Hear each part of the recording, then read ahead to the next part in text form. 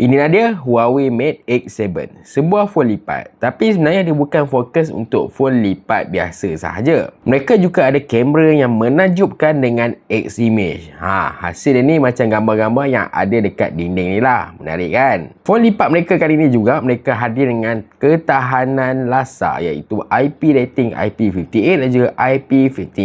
Sesuatu yang jarang kita jumpa untuk phone lipat. Dan kalau anda cuba pegang dekat panel belakang, tambah-tambah untuk warna brocade white, anda akan rasa tekstur dia seperti kain dekat belakang ni. Dan benda ni benda yang baru dekat smartphone. Kalau warna lain macam Nebula Red dan juga warna black, dia ialah jenis wiggle leather yang mana kita biasa nampak dekat smartphone flagship ataupun mid-range. Bukan tu je, tapi mereka juga memperkenalkan Huawei Free Clip, sebuah earphone yang anda perlu letak dekat cuping telinga je untuk dengar lagu. Dan tak lengkap dengan tu, mereka juga hadir dengan jam yang latest iaitu Huawei Watch GT6 Pro. Sekarang dah hadir dekat pasaran Malaysia. Agak-agak mana yang best dari Huawei, sebab nampak gaya banyak jugalah evolusi barang-barang gadget yang mereka buat. Tapi okey ataupun tidak pandangan anda?